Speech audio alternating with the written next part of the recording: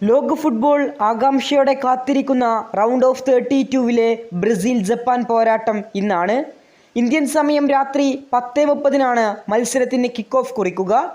Asian വമ്പന്മാരായ ജപ്പാനാണോ Latin American വമ്പന്മാരായ ബ്രസീലാണോ റൗണ്ട് ഓഫ് 32വും കടന്ന് പ്രീ ക്വാർട്ടർ ബെർത്തുറപ്പിക്കുക? ലോകം ആകാംക്ഷയോടെ കാത്തിരിക്കുകയാണ്. നിലവിൽ ഗ്രൂപ്പ് എഫിൽ നിന്ന് തോൽവിയൊന്നും അറിയാതെ നെതർലാൻഡിന് പിന്നിൽ 2ാം സ്ഥാനക്കാരായാണ് ജപ്പാൻ റൗണ്ട് ഓഫ് 32വിലേക്ക് ക്വാളിഫൈ ചെയ്തതെങ്കിൽ ഗ്രൂപ്പ് സിയിൽ 1ാം സ്ഥാനക്കാരായിക്കൊണ്ടാണ് ബ്രസീൽ ക്വാളിഫൈ ചെയ്തത്. വമ്പന്മാരെ എല്ലാം തകർത്തെറിഞ്ഞുകൊണ്ട് കുതിക്കുകയാണ് നിലവിൽ ജപ്പാൻ. ബ്രസീലിനെ തകർക്കാൻ ജപ്പാനാകുമോ? അത് കാത്തിരുന്നു കാണണം. അതേസമയം ജപ്പാനെ നേരിടും മുമ്പ് വമ്പൻ സന്നാഹങ്ങളുമായി ഒരുങ്ങിയിരിക്കുകയാണ് കാർലോ ആഞ്ചലോട്ടിയുടെ ബ്രസീൽ. ഇന്നലെ തന്നെ ട്രെയിനിങ് സെക്ഷനുകളെല്ലാം പൂർത്തിയാക്കി കഴിഞ്ഞു. പരിക്കു പറ്റിയ റാഫിഞ്ഞയല്ലാത്ത എല്ലാ താരങ്ങളും ട്രെയിനിങ്ങിൽ പങ്കെടുത്തിട്ടുണ്ട്. ഇന്നത്തെ ബ്രസീൽ ജപ്പാൻ പോരാട്ടം ഇരു കോച്ചുമാരുടെയും ഒരു ടാക്ടിക്കൽ ബ്രില്യൻസ് കൂടി നമുക്ക് കാണാൻ സാധിക്കും. ആര് വിജയിക്കുമെന്ന് കാത്തിരുന്നു തന്നെ കാണണം. ഏതായാലും ബ്രസീൽ ഇന്ന് വമ്പൻ 11-ഉമായിട്ടായിരിക്കും ജപ്പാനെതിരെ നേരിടാനിറങ്ങുക.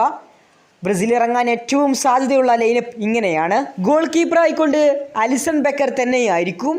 ഇനി ലെഫ്റ്റ് ബാക്കിൽ ഡഗല്ലസ് സാൻഡസ്, സെൻറ്റർ ബാക്കായി മെഗല്ലസും മാർക്കിന്യോസും, റൈറ്റ് ബാക്കായിക്കൊണ്ട് ഡാനിലോ, ഡിഫൻസീവ് മിഡ്ഫീൽഡർ ആയിക്കൊണ്ട് കസമീറോയും ബ്രൂണോ ഗിമിറസും ഉണ്ടാകും. കഴിഞ്ഞ മത്സരത്തിലെല്ലാം കളിച്ചതുപോലെ അറ്റാക്കിംഗ് മിഡ്ഫീൽഡർ ആയിക്കൊണ്ട് ലുക്കാസ് പക്കേറ്റയ്ക്ക് തന്നെയായിരിക്കും ഇന്ന് കാർലോ ആഞ്ചലോട്ടി സ്ഥാനം നൽകുക. വിങ്ങർമാരായിക്കൊണ്ട് റൈറ്റ് വിങ്ങിൽ വിനീഷ്യസ് ജൂനിയർ, നിലവിൽ മിന്നും ഫോമിലാണ് താരം. ഇനി റൈറ്റ് വിങ്ങിൽ റയാൻ തന്നെയായിരിക്കും.